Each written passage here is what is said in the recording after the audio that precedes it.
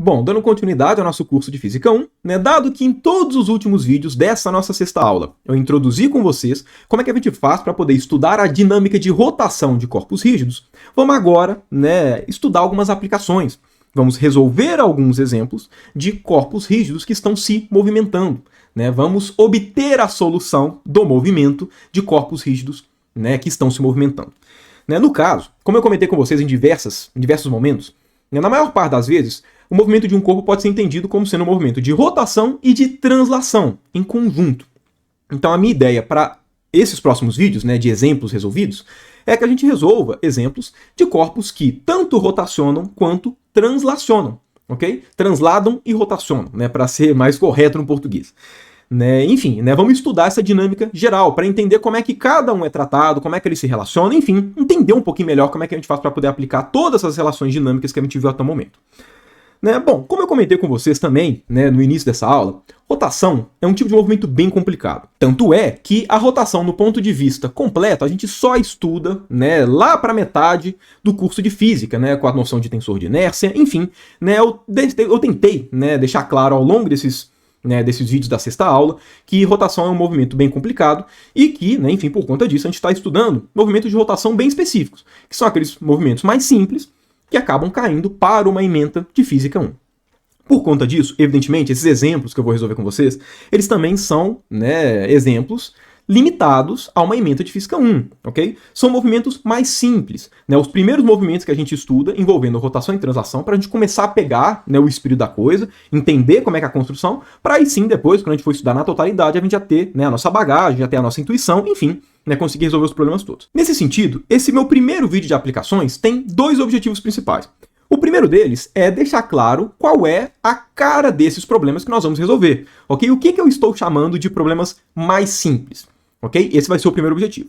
E o segundo objetivo vai ser, no caso, passar qual que é o formalismo para esses problemas. Porque, vamos lá, né, ao longo desse curso de Física 1, eu passei para vocês como é que a gente, né, enfim, como é que a gente resolve a dinâmica de translação dos corpos, e nessa sexta aula, eu falei para vocês como é que a gente estuda a dinâmica de rotação de corpos rígidos. A partir do momento que a gente tem bem definido a cara dos problemas que a gente vai resolver, né, que são esses problemas mais simples, o que a gente tem que fazer é pegar as equações, né, da dinâmica de translação e as equações da dinâmica de rotação e escrevê-las para esse, né, tipo de problema que a gente vai resolver.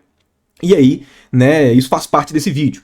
Né, eu vou pegar as equações que a gente utilizou, né, ao longo de todo esse nosso curso de Física 1 e direcionar para esse típico problema simples de Física 1, né, que eu, né, vou resolver com vocês aqui, né, nos próximos vídeos. Então, vamos lá. Primeiramente, quais são os movimentos que nós vamos estudar, que envolvem rotação e translação? Né, os movimentos que nós vamos estudar são movimentos de corpos rígidos simétricos. Eu vou explicar o que eu quero dizer por corpo simétrico nesse caso, apesar da gente já ter uma noção intuitiva, né, do que é um corpo simétrico, mas também a gente vai analisar, né, o movimento desses corpos simétricos em um plano. Okay? Então todos os movimentos que nós vamos estudar são movimentos que acontecem em um plano, pelo menos, né, os movimentos, né, nessa parte de aplicações. Porque depois dessa parte de aplicações, eu não vou discutir com vocês mais um exemplo em separado, que é o giroscópio, né, que tem diversas particularidades, não é um movimento que acontece, né, num plano, né, mas enfim, nessa parte, né, todos os vídeos que você, né, que tiver no título aplicações, movimento plano de um corpo rígido, né, todos eles têm essa cara, ok? São corpos rígidos simétricos e que o movimento, né, a dinâmica acontece em um plano.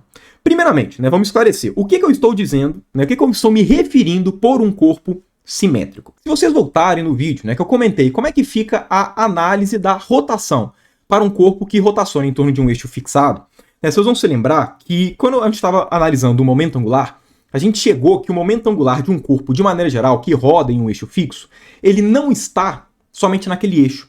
Né, só para poder retornar à ideia que a gente estava fazendo, né, enfim, eu comecei pegando um corpo rígido qualquer, eu falei que ele está rotacionando, por hipótese, né, em torno de um eixo, que é o eixo Z, ok? E aí, né, enfim, eu fui mostrar como é que fica o momento angular, o torque, enfim, né, como é que fica, né, as grandezas, né, relativas ao movimento de rotação para esse corpo daqui. Se vocês lembrarem, quando a gente foi calcular o momento angular, né, apareceram duas componentes de momento angular. Apareceu uma componente que era a componente Z, e também apareceu uma outra componente que eu vou chamar aqui de componente horizontal. Se vocês se lembrarem, né, eu comentei que essa componente horizontal do momento angular para o sistema todo acaba cancelando, né, quando o corpo é simétrico. O que significa o quê? Né, se para cada pedacinho de massa m que está, né, enfim, a uma distância s aqui do eixo de rotação, existir um pedaço também, né, dm, né, oposto a ele, também é uma distância s, só que oposto, né, diametralmente oposto, então essa componente horizontal se cancela, né? Mas eu tinha falado com vocês que nem sempre isso acontece, né? Porque nem todos os corpos são simétricos, ok? E aí, né, enfim, consequentemente o momento angular ele não vai estar necessariamente no eixo z. Porém, como a gente estava, né, analisando rotações em torno do eixo z, né, do eixo fixado, eu comentei que o momento angular que a gente, né, analisa nesse tipo de situação, né, que é mais relevante para a gente analisar, para a gente entender essa rotação num primeiro momento, é a componente z. Então eu comentei com vocês naquele vídeo que, olha, independentemente se existir ou não essa componente, nós estamos querendo analisar o movimento de rotação em torno desse eixo. Então para a gente faz diferença o Lz. E a gente foi, enfim, eu escrevi com vocês somente o Lz, o torque, né, em z e tudo. Enfim, a gente fez tudo para esse movimento. Ok? Somente na rotação em torno do z. Né? Bom, para essas aplicações, nós vamos levar em consideração, né, corpos rígidos que essa componente daqui vai ser cancelada. Ou seja, nós, né, estamos analisando corpos que são simétricos, que a massa é simétrica em relação ao eixo que eles estão rotacionando. Agora, quando isso acontece? Né? No ponto de vista geral, isso acontece sempre. Né? Eu vou explicar o que eu quero dizer com isso. Mas para os problemas que nós queremos resolver, isso acontece com algumas configurações específicas, alguns corpos rígidos específicos, né, alguns formatos que eu vou deixar claro. Mas primeiro é o seguinte, né, a gente sempre fala que um corpo ele é simétrico em relação a algum eixo quando, na hora que ele vai rotacionar, ele não fica tremendo. Certo? Se você pega algum corpo, coloca ele para rodar em torno de algum eixo e ele fica tremendo, é porque a distribuição de massa daquele corpo não é simétrica em relação àquele eixo que você está, né, colocando ele para rotacionar. Porém, existe um teorema, né, que é um teorema até bem simples de ser mostrado, mas não é um tópico de Física 1, então eu vou só falar o resultado, que ele te diz o seguinte: todo corpo rígido que você pegar, todo, sem exceção, você sempre consegue encontrar 3 eixos perpendiculares. Sei lá, imagina que seja esse eixo e esse eixo daqui. Enfim, por suposição, você sempre consegue encontrar 3 eixos perpendiculares em que a distribuição de massa do corpo é simétrica em relação a esses eixos. Sempre, ok? Isso é um teorema. Ou seja, você sempre consegue encontrar 3 eixos em que, se você colocar o corpo para rodar em torno daqueles eixos, ele não vai tremer, ele vai ficar tranquilo, certo? Então, nesse sentido, todo corpo é simétrico, né? Tem a distribuição de massa simétrica, desde que você escolha o eixo adequado, certo? Sempre quando a gente fala, né, se um corpo ele tem uma distribuição de massa simétrica ou não, a gente sempre tem que se falar em relação a qual eixo a gente está analisando, ok? E aí, né, por isso que eu comentei que para as aplicações que nós vamos analisar, né, a gente vai estar trabalhando com alguns corpos simétricos somente. Qual que é a ideia? Né, a gente vai estudar aqui movimentos de rotação e translação em conjunto, né, dinâmica de corpos que rotacionam e transladam. Além disso, né, como eu já comentei, todos os movimentos que nós vamos estudar nesses exemplos são movimentos que se dão em um plano. Agora, se o movimento se dá em um plano e o corpo rotaciona e, né, translada, então, necessariamente, a translação ela tem que acontecer nesse plano e a rotação tem que ser em um eixo perpendicular, né, tem que ser em relação a um eixo perpendicular a esse plano, né, de movimento. Por exemplo, imagina que tem, né, algum corpo qualquer, imagina que tem esse corpo rígido aqui, que ele está se movimentando no plano aqui, né, da tela, né, do meu tablet. Ok? Então, né, o que significa? Significa que, primeiro, a translação vai ter que ser somente nesse plano. Ou seja, ou ele vai para a direita, ou ele vai para a esquerda, ou ele vai para cima, ou ele vai para baixo. Mas ele não pode ir para fora ou para dentro, né, da tela, porque senão ele sai desse plano de movimento. Além disso, a rotação dele, né, a velocidade angular, ou ela vai ter que ser para fora, ou ela vai ter que ser para dentro. Por quê? Porque se a rotação for para fora ou para dentro, significa que o movimento que cada pedacinho de massa desse corpo vai descrever por conta da rotação vai ser ou nesse sentido, né? Dependendo de qual que é o vetor velocidade angular. Mas o que importa é que a rotação vai induzir o movimento ainda nesse plano. Se o corpo rotaciona em um eixo que não é, né, esse perpendicular à tela, né? Ou seja, se fosse para a direita, para a esquerda, alguma coisa do tipo, Por conta da rotação, essas partículas que compõem o corpo rígido iam, né, fugir desse plano de movimento. Então, se todo movimento se dá em um plano, necessariamente a rotação tem que ser em relação, né, a um eixo perpendicular ao plano de movimento. Nesse sentido, né, os corpos simétricos que nós vamos trabalhar nessas aplicações vão ser corpos simétricos em relação a um eixo que é perpendicular a esse plano de movimento. Exatamente para que a rotação ela tenha, né, aconteça em torno de um eixo que a distribuição do corpo é simétrica. Agora, esse tipo de corpo simétrico ainda assim pode gerar movimentos bem complicados de serem estudados. Por exemplo, imagina que a gente está estudando o movimento de um bloquinho, né, enfim, um bloco, né, cúbico, por exemplo, né, em cima dessa superfície daqui, ok? Ou seja, o plano de movimento vai ser, né, o plano da tela. Supondo que esse bloquinho translada e rotaciona, então, né, enfim, significa que ele vai estar rotacionando ou, né, enfim, o vetor velocidade angular ou vai ser para fora ou vai ser para dentro. E eu acho que deve ser fácil, né, para todo mundo perceber que esse corpo daqui, ele é simétrico em relação ao eixo que passa pelo seu centro, certo? Olha só, a massa está toda, né, igualmente distribuída ao longo desse eixo daqui. Né, o eixo perpendicular, que passa exatamente pelo seu centro, que é onde está o centro de massa. Né, se a gente pegasse esse bloquinho e colocasse ele para rotacionar somente em torno desse eixo, ele ia rotacionar sem ficar tremendo, porque ele está, né, igualmente distribuído, ele é simétrico. Agora, apesar desse bloco ser um corpo simétrico, né, e ser um sistema em que o seu movimento se dá em um plano, né, o mesmo plano que nesse meu exemplo seria o plano da tela, né, resolver a dinâmica desse tipo de corpo é extremamente complicado. Por quê? Porque olha só, como ele tem um recorte quadrado, vamos lá, quando ele rotacionar, imagina que ele está transladando para a direita e por conta disso ele está rotacionando nesse sentido, ou seja, ele tem uma velocidade, né, angular entrando. A gente pode pensar, né, que esse tipo de movimento ele está acontecendo, sei lá, porque existe uma força F atuando no bloco aqui em cima. E aí perceba, essa força F, né, induz o corpo a rotacionar neste sentido, né, que é o sentido horário, né, e também induz ele a transladar para a direita. Ok? Mas enfim, imagina que o corpo seja descrevendo esse tipo de movimento. Percebam que, como o recorte do bloco é quadrado, quando ele for rotacionar, o centro de massa dele, que está exatamente nesse eixo que ele está rotacionando, né, em torno de si próprio, o centro de massa ele vai para cima e para baixo também. Ele não vai andar só para a direita. Por quê? Porque, olha só, o bloco vai ter momentos que ele vai ficar desse jeito, e vai ter momentos que ele vai ficar desse jeito daqui, ó. E, evidentemente, olha só, nessa primeira situação, aqui a gente tem metade do lado. Aqui a gente tem metade da diagonal, que é maior do que metade do lado. Então significa que esse tipo de movimento de rotação e translação, né, mesmo acontecendo em um plano e sendo, né, descrito por um corpo, né, sendo realizado por um corpo que é simétrico, né, no caso aqui simétrico em relação ao eixo que passa pelo seu centro de massa, que é o eixo que ele vai estar rotacionando, percebam que, né, esse movimento vai ser complicado porque o centro de massa desse bloco vai descrever algo dessa forma. E aí eu acho que deve ser claro para todo mundo que não é tão simples de escrever isso. Né? Até porque, olha só, enquanto ele está rodando, percebam que ele vai pressionar o chão de formas diferentes. Então a normal que, né, a superfície vai exercer nesse bloco vai variar com o passar do tempo. Isso não é óbvio. Enfim, né, a dinâmica desse tipo de sistema é bem complicado.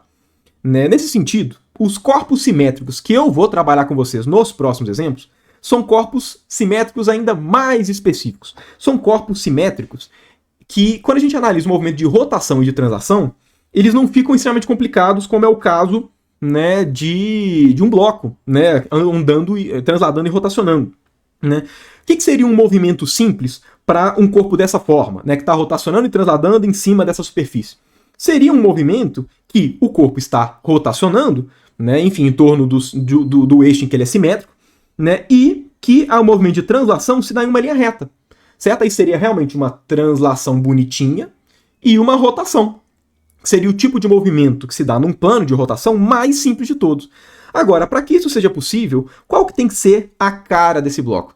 Tem que ser uma cara, tem que ter um jeitão circular.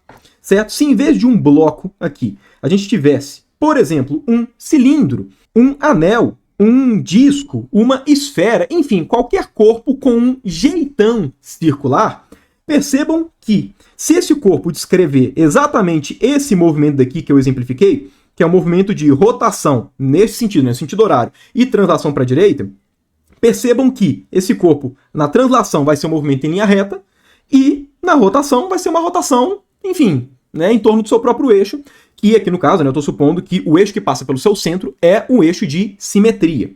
Ou seja, eu estou supondo aqui um corpo que tem a massa igualmente distribuída em relação, né, a esse eixo e que tenha um jeitão circular. Né? Percebam que esses corpos, sim, né, eles, né, são corpos que a gente consegue estudar esse tipo de movimento, né, movimentos que se dão em um plano, né, enfim, movimentos de rotação e de translação, e que são mais simples. Né, não geram translações bizarras e tudo, enfim, geram movimentos mais simples de serem analisados, movimentos que são padrão Física 1. Então, é esse tipo de corpo rígido que nós vamos estudar nos próximos vídeos de aplicações. Né? Ou seja, né, nesse vídeo daqui eu vou escrever o formalismo, né, enfim, como é que são as equações da dinâmica de rotação e translação para esse tipo de corpo, que no ponto de vista mais preciso são corpos com seções transversais circulares, com a massa igualmente distribuída em relação ao eixo que passa pelo centro dessas seções transversais circulares, e também são corpos que conseguem descrever um movimento de rotação e translação no mesmo plano. É importante colocar esse último requerimento, né, para eliminar alguns corpos do tipo cones.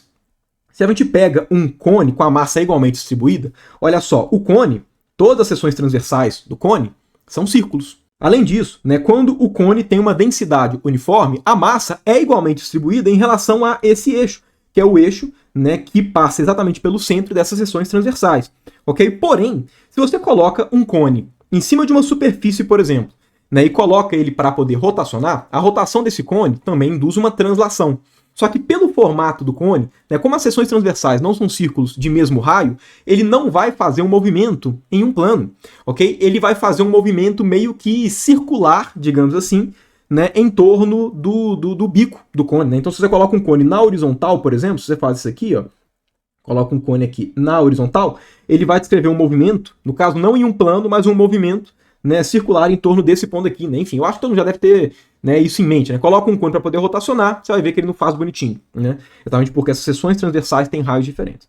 Né? Ou seja, né, trocando em miúdos, dado tudo que a gente fez nessa sexta aula, né, os movimentos que nós vamos analisar são movimentos para anéis, cilindros, discos e esferas. Até também, né, porque foram os corpos que a gente calculou, né, os momentos de inércia. Então a gente já tem tudo em mãos para poder fazer. Okay? E de fato, todos os próximos exemplos vão ser para, né, esses corpos específicos. Porém, qualquer corpo que tenha mais ou menos, né, enfim, essas características que eu falei, né, enfim, você pode aplicar esse formalismo, enfim, e resolver de uma forma análoga. Ok? Mas, enfim, né, então, vamos lá.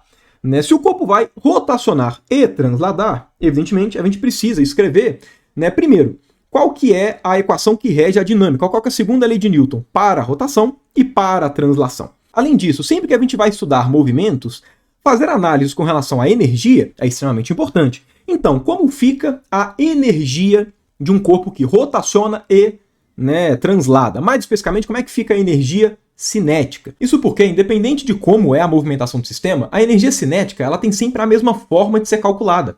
Né? Se você tem um corpo qualquer, né, a gente já viu que a energia cinética de, né, corpos pontuais ou corpos que somente transladam é meio de mv². Então, se você quiser calcular a energia cinética de um corpo rígido qualquer, basta você calcular a energia cinética de cada uma, né, das partezinhas que, né, enfim, do que compõe esse corpo rígido, somar todo mundo vai ter energia cinética, independente de quais são as forças que atuam nele, enfim, independente de qualquer coisa. Agora, a energia potencial ela é definida, né, em termos do trabalho que a força realiza, né, no caso uma força conservativa associada à energia potencial. Então, não dá para a gente falar, né, como é que fica a energia potencial para, né, um corpo rígido, dado a ação de uma força que é conservativa, de um ponto de vista geral. Cada força vai acabar tendo um comportamento diferente, a gente teria que particularizar muito a análise para a força. Levando em conta que os exemplos, né, as aplicações que a gente vai trabalhar são aplicações mais simples, né, mais diretas, a única força conservativa que vai acabar aparecendo é a força gravitacional. E para a força gravitacional, a gente consegue escrever a energia potencial da mesma forma que era no caso de uma partícula pontual mesmo, né? Considerando que o corpo rígido, né, é como se ele fosse uma partícula, um ponto mesmo, enfim, uma partícula localizada exatamente no seu centro de massa. Mas a gente só pode falar isso para a força gravitacional, porque eu mostrei para vocês que o centro de massa é o centro de gravidade. Então, realmente, né, tanto para rotação quanto para translação, a gravidade ela atua como se fosse somente no centro de massa. Então, como atua como se fosse somente um ponto, então, enfim, a energia potencial gravitacional é análoga, considerando que o corpo rígido é um ponto localizado no seu centro de massa. Né? Mas, enfim, ela vai ser a única força potencial que vai aparecer, então, na prática, o que a gente tem que mostrar mesmo, né, como é que fica a energia cinética para um corpo rígido que translada e rotaciona.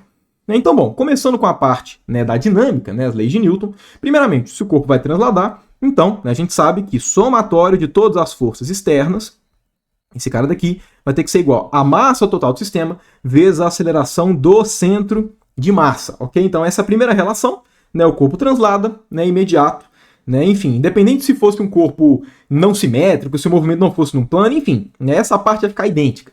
Né, todas essas nossas simplificações, né, enfim, de movimento num plano, corpo simétrico, enfim, tudo que eu comentei é mais para a parte da dinâmica de rotação, porque é ela que é mais complicada.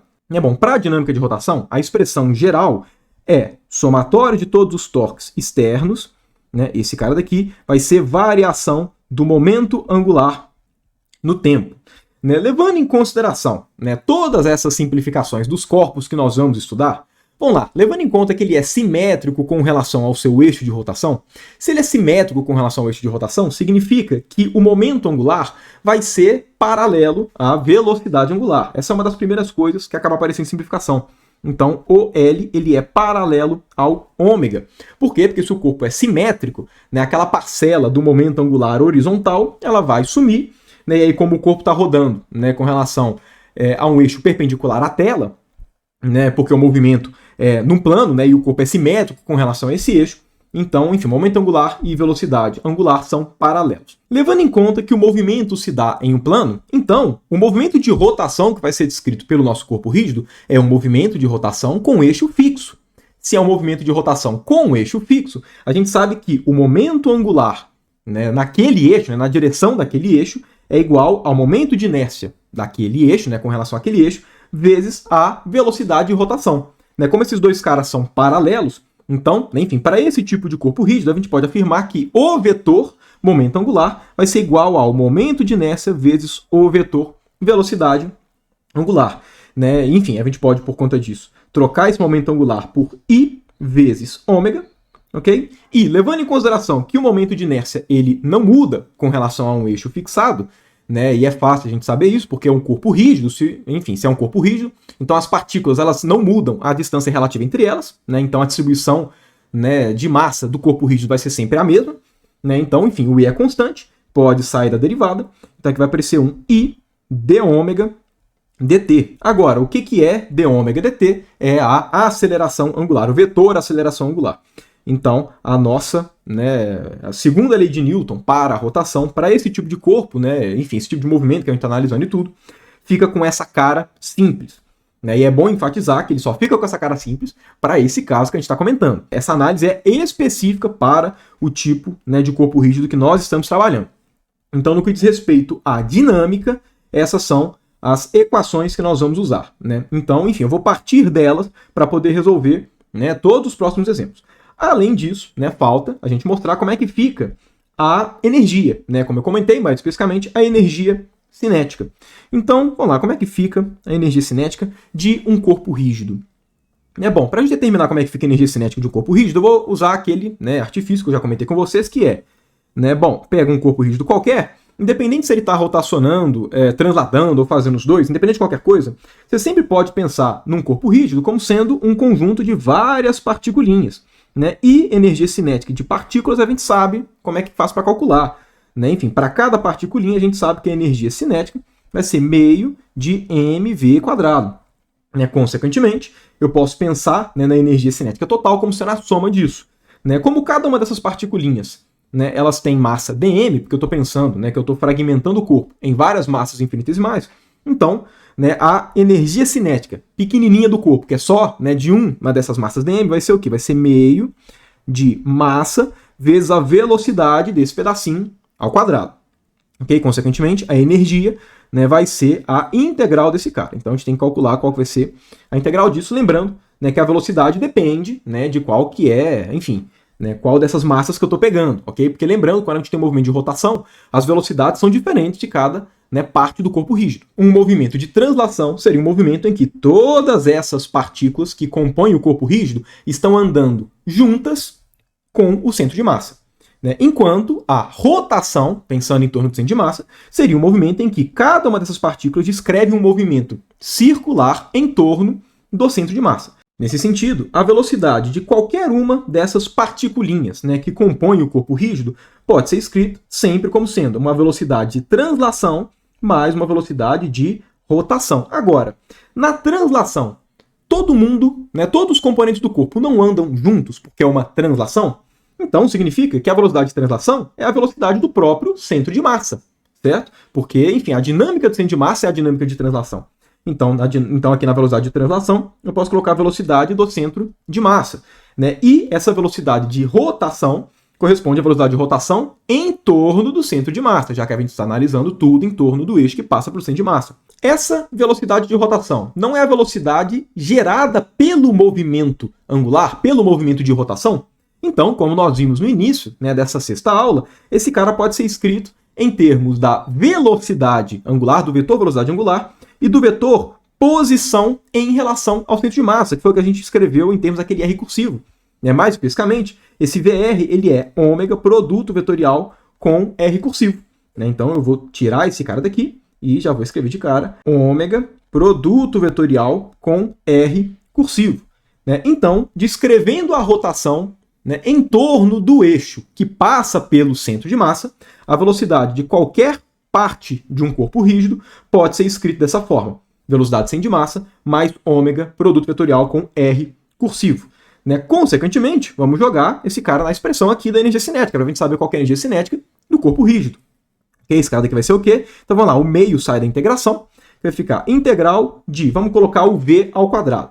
Bom, V ao quadrado vai ser velocidade centro de massa ao quadrado mais ômega produto vetorial com R ao quadrado mais 2 vezes primeiro produto escalar com segundo. Então, ômega vec R. Tudo isso daqui integrado em dm, enfim, somado para todas as particulinhas. Vamos analisar então termo a termo. Vamos lá, primeiro termo, meio integral de velocidade do centro de massa ao quadrado, dm. Agora vamos lá, a velocidade do centro de massa é a mesma para todas as particulinhas. Então esse cara pode sair da integração, porque ele não depende, enfim, de qual massa está analisando. A velocidade do centro de massa é a velocidade do centro de massa. Integral da massa é a massa total do corpo rígido. Então, esse primeiro termo, olha só, meio de massa total, velocidade do centro de massa. Então, esse cara daqui corresponde à energia cinética, então aqui, energia cinética do centro de massa. Ok? Vamos agora ver o segundo termo, mais meio de integral de ômega produto vetorial com R cursivo ao quadrado dm. Agora vamos lá, um vetor ao quadrado é o vetor produto escalar com ele próprio, ou seja, esse cara daqui é a mesma coisa que módulo ao quadrado de ômega produto vetorial com R. Agora, módulo de ômega produto vetorial com R é o quê? É módulo do primeiro, módulo do segundo, vezes seno do ângulo entre eles. Agora, olha só, esse R seno θ, ele pode ser interpretado de uma forma mais conveniente, que é o seguinte, vamos desenhar o corpo aqui, supondo que o eixo de rotação é esse eixo daqui, ok? É bom a gente levar em conta que é esse eixo, porque fica mais geral do que a gente levar em conta que o eixo é, por exemplo, o que está saindo da tela. Aqui fica mais fácil de visualizar. Ok? Então vamos lá, imagina que a gente está analisando esse pedacinho específico, com massa dm, e que o centro de massa está aqui. Ok? Enfim, de uma forma genérica. Então, o ômega seria esse cara daqui, enfim, levando em conta a rotação em torno desse eixo, enfim, com esse sentido específico, e o R cursivo seria esse cara. Ok? O vetor posição em relação ao centro de massa. E o seno de θ, o ângulo entre eles, é esse cara daqui. Agora, olha só, o que é R seno de θ? R seno de θ corresponde ao módulo dessa componente daqui, ok? Este cara daqui, ó, este cara é o R seno de θ. Agora, quem que é essa distância? Essa distância é a distância do pedaço dm para o eixo de rotação. Ou seja, a gente pode substituir esse R seno de θ por S, só para ficar com aquela notação nossa. E aí, por conta disso, esse termo daqui, ele toma qual forma? Ele toma a forma meio de, vamos lá, ômega ao quadrado, S ao quadrado, dm. Né, vamos lá, ômega é a velocidade angular, certo? A velocidade angular é uma grandeza que independe do pedacinho de massa. Então, é uma constante nessa integração, ok? Então, né, enfim, porque para todos os pedacinhos de massa, o ômega vai ser o mesmo, né, dado que eles fazem parte de um corpo rígido. Então, aqui, ômega ao quadrado. E quem que é esse cara? Esse cara daqui é, por definição, o momento de inércia. Então, né, eu posso substituir esse cara por I, e aí, né, o nosso segundo termo aqui da energia cinética fica sendo um meio de I ômega ao quadrado. Aqui eu vou colocar I cm, o I do centro de massa, porque lembrando, né, essa interpretação de distância por eixo de rotação só faz sentido se a gente está analisando em relação ao centro de massa. Então, percebam, né, o segundo termo aqui da energia cinética, ele tem qual interpretação? Esse cara daqui é a energia cinética de rotação. Ok? Vamos analisar agora o nosso terceiro termo. O terceiro termo aqui é uma integral de velocidade do centro de massa, produto, né, produto interno, né, produto escalar com ômega, produto vetorial com R cursivo, tudo isso integrado, né, enfim, com relação à massa de todos os constituintes, né, enfim, integrado em todos os pedacinhos do nosso corpo rígido. Levando em conta que, independente do pedacinho, né, que você estiver analisando do corpo rígido, a velocidade do centro de massa é a velocidade do centro de massa, certo? É uma constante, né, nessa integração. A gente pode tirar esse cara aqui da integral e falar que esse termo é velocidade do centro de massa, produto escalar com essa integral. Né? Essa integral daqui, por um breve momento de reflexão que eu vou fazer com vocês, a gente mostra que esse cara é igual a zero. A forma fácil de visualizar isso é a seguinte. Vamos colocar esse dm junto com o R cursivo. Então aqui está R cursivo dm. Okay? Olha só, velocidade angular independe do pedacinho de massa. Certo? A velocidade angular é uma propriedade do corpo rígido. Então esse cara daqui ele é constante na integração. Então, eu ainda posso falar, né, posso escrever essa integral toda daqui como sendo velocidade centro de massa, produto escalar com ômega, né, ômega, produto vetorial com integral de R, né, enfim, vetor R vezes o pedacinho de massa infinitesimal. Agora, quem que é esse cara? Esse cara daqui, né, corresponde à massa do corpo rígido vezes posição do centro de massa medido no sistema de coordenadas, que a origem é o centro de massa. Agora, se para esse sistema de coordenadas, né, que as posições é o R cursivo, o centro de massa está na origem, a posição do centro de massa é a origem, que é zero. Então, esse termo daqui é igual a zero e, consequentemente, né, essa integral é igual a zero. Ok? Então, a gente chega no resultado, né, enfim, vou até colocar essa parte aqui mais para baixo, para eu poder escrever junto com a parte de rotação, né, vamos deixar esse cara mais para cá, né, porque essa conta já fez o seu papel, né? Então, enfim, o que a gente acabou de determinar é que, além das equações da dinâmica para os corpos rígidos, da forma que a gente está analisando e tudo serem essas, a gente também tem a condição adicional de que a energia cinética de um corpo rígido, né, analisando tudo com relação ao centro de massa e tal, vai ser igual a meio de massa do corpo rígido vezes velocidade do centro de massa ao quadrado, mais meio de momento de inércia com relação ao eixo que está passando, né, pelo centro de massa, vezes ômega ao quadrado. Ou seja, né, energia cinética de translação mais energia cinética de rotação. Então, energia cinética de translação, energia cinética de rotação. E assim eu vou encerrando o vídeo de hoje. Né? O meu objetivo com vocês era, de fato, né, deixar claro quais são os corpos que a gente vai trabalhar, né, nas próximas aplicações, né, dos próximos vídeos, e, a partir disso, né, enfim, determinar quais são as equações que a gente tem que utilizar para poder falar da dinâmica desses corpos. Né, percebam, a de translação é igual, independente do corpo que a gente está analisando, mas a de rotação, né, depende muito do corpo que você está analisando. Mas aí, né, para o tipo de corpo rígido que a gente está trabalhando, né, e para movimentos planos, né, enfim, a segunda lei de Newton de rotação toma essa forma mais simples, né, e, enfim, né, também mostramos então que a energia cinética tem essa cara. Né, dado isso, então, né, vou encerrando o vídeo de hoje e volto com vocês no próximo vídeo, que a gente já vai para a nossa primeira aplicação. Né, e aí, para todos esses vídeos, né, todos os próximos vídeos de aplicações, eu vou utilizar essas equações daqui, né, enfim, que eu construí com vocês nessa aula, né, sem fazer nenhum tipo de revisão, ok? O vídeo, para deixar claro por que eu estou usando essas equações daqui, é esse vídeo daqui. Então, né, enfim, isso aqui vai ser considerado como dado, e aí nos próximos vídeos eu vou simplesmente aplicar essas equações para, né, algumas dinâmicas, enfim, para alguns problemas tradicionais. Então é isso. Né, volto com vocês no próximo vídeo para a gente fazer a nossa primeira aplicação.